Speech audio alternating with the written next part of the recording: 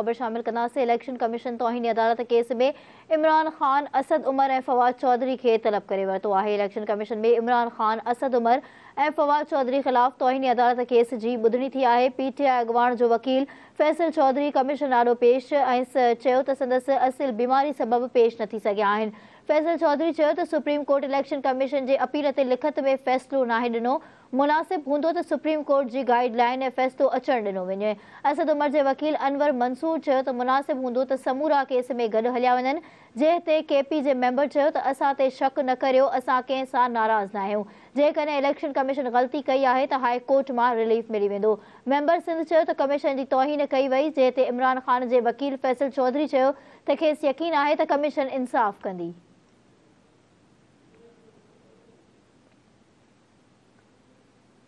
नाज़रीन, एहतसाबी अदालत वफ़ाक़ी वज़ीर ख़ुर्शीद शाह खे इलाज लाइ परॾेह वञण जी इजाज़त ॾेई छॾी। आबपाशी वारे वफ़ाक़ी वज़ीर सैयद ख़ुर्शीद शाह आमदनी खां वधीक असासनि वारे केस में एहतसाबी अदालत में पेश थियो ऐं हाज़िरी लॻाइण बाद अदालत खेसि वापसि वञण जी इजाज़त ॾेई छॾी। वफ़ाक़ी वज़ीर जे वकील मुकेश कुमार ॿुधायो त अदालत मेडिकल रिपोर्ट जी रोशनीअ में ख़ुर्शीद शाह खे परॾेह मां इलाज कराइण जी इजाज़त ॾेई छॾी आहे ऐं खेसि 10 लख रुपयनि जी मचलकन एवज़ 1 महीने लाइ परॾेह वञण जी इजाज़त मिली वई आहे।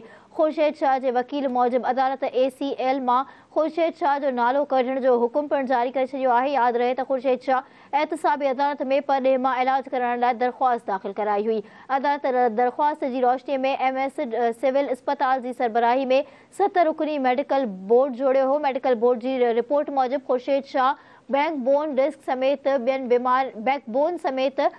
बीमारियुनि खे मुंहुं ॾेई रहियो आहे, जंहिं जे इलाज लाइ खेसि परॾेह वञणु लाज़मी आहे।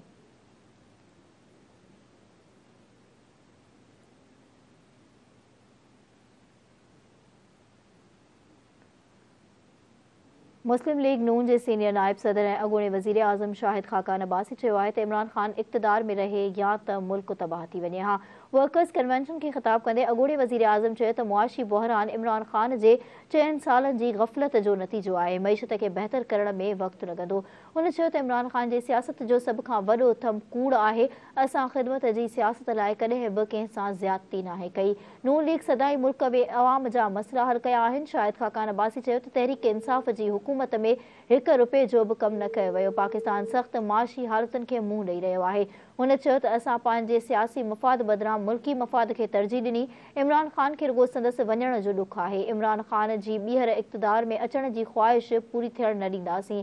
इमरान ख़ान जे दौर में मुख़ालिफ़ ते केस ठाहिया विया।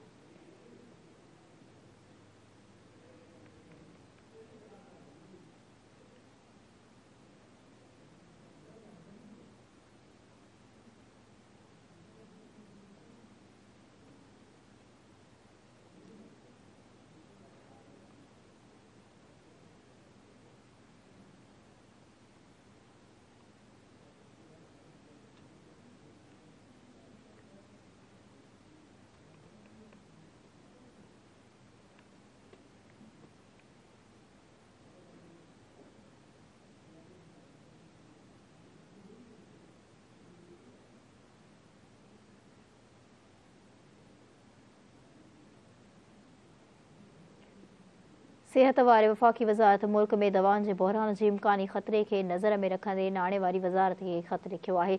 वफ़ाक़ी सिहत खाते मूजिबि दवाउनि जे कचे माल लाइ LCs न खोलियूं वयूं त दवाउनि जो कचो माल बेचो आहे। इख़्तियारनि तरफ़ां ॿुधायो वियो आहे त ड्रग रेगुलेटरी अथॉरिटी जी सिफ़ारिश ते नाणे वारे वज़ारत खे ख़त लिखियो वियो आहे। ॿिए पासे पाकिस्तान फार्मास्यूटिकल मैन्युफैक्चरर्स एसोसिएशन जो चवणु आहे त भारत खां मालसाज़ कंपनियुनि पाकिस्तान खे डिफ़ॉल्ट करार ॾेई छॾियो आहे। भारतीय चीनी कंपनियूं हाणे पाकिस्तान खे रखत ते कचो माल न पियूं आहिनि। LCs खोलण जो मसइलो हल न थियो त मुल्क में दवाउनि ऐं मेडिकल डिवाइसिस जो संगीन बहिरान थींदो।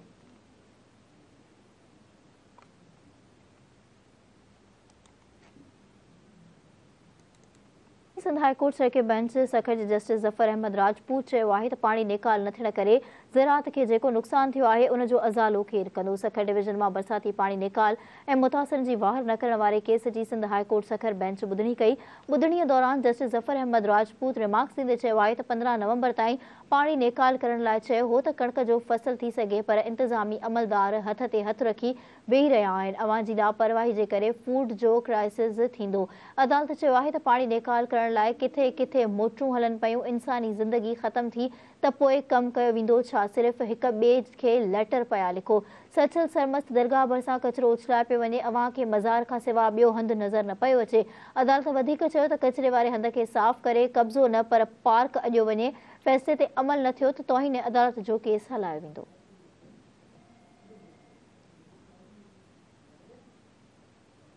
नाज़रीन, टंडेलयार में हथियारबंद शहरी खे अर्गमाल बणाए 7 लाख रुपया फुर करे विया। ख़ानगी बैंक मां असद वसीम आराई नाले शहरी 7 लाख रुपया कढराए नसरपुर वञी रहियो हो त मेन रोड ते हथियारबंदनि खेसि यरगमाल बणाए खांसि समूरी रक़म फुर करे फरार थी विया। पुलिस CIA जे DSP असलम लांघा समेत पुलिस बैंक पहुची CCTV फुटेजेस ॾिठा। पुलिस जो चवणु आहे त मामले जी जांच कई पई वञे, जल्द जवाबदारनि खे गिरफ़्तार कयो वेंदो।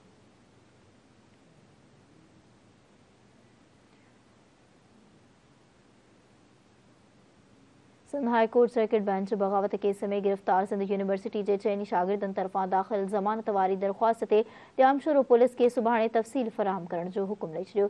वकील इरफान ख़ासखेली ऐं सजाद चांडे ॿुधायो त 10 डिसंबर ते अदालत सिंध यूनिवर्सिटी में सक़ाफ़ती ॾियारो मल्हाइण वारे केस में गिरफ़्तार शागिर्दनि जी ज़मानत वारी दरख़्वास्त रद्द कंदे खे नारा जेल मोकिलियो हो। हुननि चयो त सिंध यूनिवर्सिटी में गुज़िरियल ॾींहं खां इम्तिहान शुरू थी चुका आहिनि ऐं शागिर्द जेल में हुअण सबबि संदनि तालीम मुतासिर थी रही आहे। ॼामशोरो पुलिस अमर आकाश लाखो, अरसलान आरिसर, ज़ोहेब लाखो ऐं अब्दुल कुदूस आरिस समेत 300 खां वधीक शागिर्द ऐं शागिर्दियाणनि ख़िलाफ़ बग़ावत जो केस दाख़िल कयो। वकील चयो त शागिर्दनि का बग़ावत नाहे कई, उन्हनि सिर्फ़ सक़ाफ़ती ॾियारे जी मुनासिबत सां हिक तक़रीब रखी जंहिं ते इंतिज़ामिया मच्छर जी मथनि केस दाख़िल करायो। वकील चयो त ॼाणायल केस बाबति अञा तइ नाहे थियो त इहो कहिड़ी अदालत में हलंदो, इन लाइ शागिर्दनि जी ज़मानत मंज़ूर कई वञे। जस्टिस महमूद ए ख़ान ऐं जस्टिस अदनानुल करीम मेमण ते मुश्तमिल डिवीज़न बेंच वकीलनि जा दलील ॿुधण लाइ लाॻापियल अमलदारनि खे नोटिस जारी कंदे ॿुधणी सुभाणे 11 वॻे ताईं मुलतवी करे छॾी।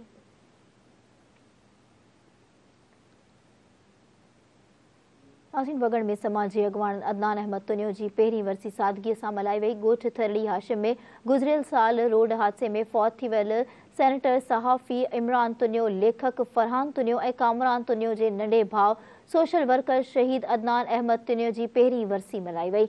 मुख़्तलिफ़ सियासी समाजी मज़हबी तंज़ीमुनि जे अॻवाननि साफ़िन अदनान तुनियो जे वारसनि, संदसि दोस्तनि ऐं ॻोठाणनि नवाब ख़ान तुनियो, कारी मोहम्मद उस्मान मुग़ेरी, दीदार अली तुनियो, असद पीरज़ादो, अब्दुल मजीद तुनियो, जानी सूमरो, अब्दुल वहाब तुनियो ऐं ॿियनि शिरकत करे संदसि मज़ार ते हाज़िरी भरी गुल निछावर कया। शहीद जी रूह खे सवाब पहुचाइण लाइ दुआ घुरी वई ऐं ख़ैरात फ़ी सबीलिल्लाह जो बंदोबस्त पिणु कयो वियो। तक़रीब दौरान ॻाल्हाईंदे दीदार अली तुनियो, फरहान तुनियो, अब्दुल कदूस वाहूचो ऐं सरताज तुनियो चयो त 1 साल अॻु तेज़ रफ़्तार कोच जे टकर में फौत थी वियल नौजवान सोशल वर्कर अदनान अहमद तुनियो जे केस में मुलविस बदमस्त कोच ड्राइवर सुहेल लुंड खे हिन वक़्त ताईं सज़ा न मिली सघी आहे। संदसि चवणु हो त अदनान तुनियो ॿियनि जे कमु अचण वारो इंसान हो। हुन 27 वरनि जी उमिरि में समाजी भलाई ऐं इंसानी ख़िदमत लाइ तमामु बहितर कमु कयो। इलाइक़े लाइ कयल ख़िदमतूं कॾहिं बि नथियूं विसारे सघजनि।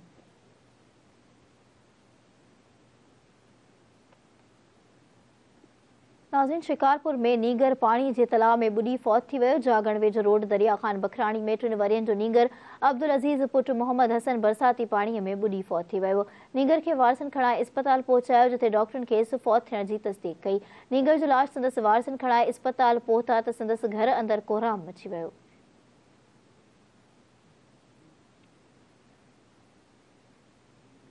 नाज़रीन, ढोलो नारो गर्ल्स हाई स्कूल जी तामीराती कम में नाक़िस मटीरियल इस्तेमाल ख़िलाफ़ रहवासिन एहतजाजी मुज़ाहिरो करे धरणो हयो आहे। गर्ल्स हाई स्कूल ढोलो नारो जे तामीराती कम में गैर मयारी मटीरियल जे इस्तेमाल ख़िलाफ़ रहवासिन रुस्तम कादरी, फरमान राजपूत, राशिद कुरैशी ऐं फारूक हजाम खे अॻवाणी में एहतजाजी मुज़ाहिरो करे धरणो हयो आहे। एहतजाज कंदड़नि मीडिया सां ॻाल्हाईंदे चयो आहे त गर्ल्स हाई स्कूल जे कम में गैर मयारी मटीरियल इस्तेमाल कयो पियो वञे। स्कूल जी छत में 6 इंच बदिरां 3 इंच भराई कई पई वञे, जंहिंसां अॻिते हली नुक़सान थींदो। नाज़रीन, दुनिया में पहिरियों भेरो को मुल्क नौजवान नस्ल जे सिगरेटनि ताईं रसाई नामुमकिन बणाए रहियो आहे। न्यूज़ीलैंड हिकु नओं कानून मंज़ूर कयो आहे जंहिंजो मक़सदु ईंदड़ नस्ल लाइ सिगरेट ख़रीद करणु क़ानूनी तौरु नामुमकिन बणाइणु आहे। न्यूज़ीलैंड पारां पास कयल हिकु कानून 14 सालनि खां घटि उमिरि वारनि माण्हुनि लाइ ज़िंदगीअ लाइ सिगरेट ख़रीदणु नामुमकिन बणाईंदो। न्यूज़ीलैंड जी एसोसिएशन सिहत वारी वज़ीर आयशा वरल चयो आहे त इहो कानून हज़ारे माण्हुनि खे डिघी ऐं सिहतमंद ज़िंदगी गुज़ारण जी इजाज़त ॾींदो, जॾहिं त सिगरेट नोशी सां लाॻापियल बीमारियुनि जहिड़ो कैंसर, दिलि जे दौरे ऐं स्ट्रोक सां लाॻापियल ख़र्चनि में अरबें डॉलर बची सघंदा। हुन कानून मूजिबि 1 जनवरी साल 2009 ते या उन खां पोइ पैदा थियल माण्हुनि खे सिगरेट कॾहिं बि विकिरो न कयो वेंदो। यानी 50 सालनि खां पोइ बि जेकॾहिं को माण्हू न्यूज़ीलैंड में सिगरेट ख़रीद करण जी कोशिशि कंदो त उनखे पंहिंजी सुञाणप कार्ड सां साबित करणो पवंदो त हुन जी उमिरि घटि में घटि 63 साल आहे। नए कानून में चयो वियो आहे त सिगरेटनि में निकोटीन जी मिक़दार में ड्रामाई तौर ते घटिताई कई वेंदी, जॾहिं त इहे जनरल स्टूडेंट बदिरां ख़ासि स्टोरनि ते विकिरो कया वेंदा।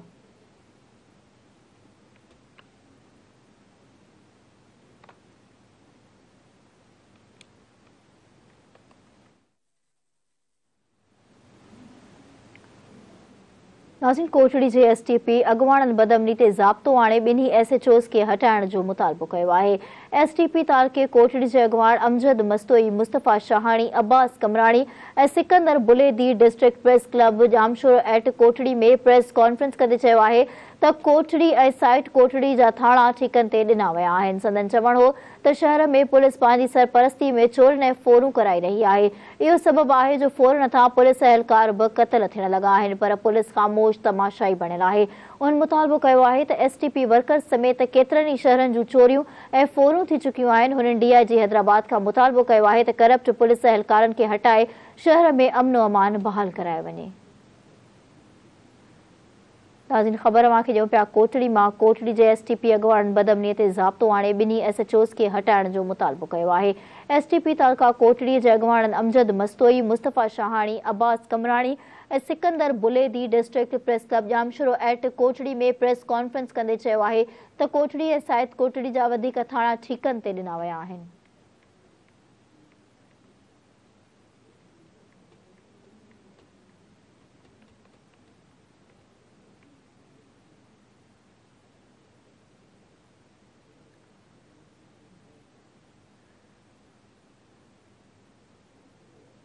नाज़रीन, पीपल्स पार्टी MNA सरदार मोहम्मद बख्श खान महर चयो आहे त वण ज़मीन जा ज़ेवर ऐं कुदरत जी नेमत आहिनि। सिहतमंद माहौल लाइ वधि खां वधि वण लॻाइण घुर्जनि।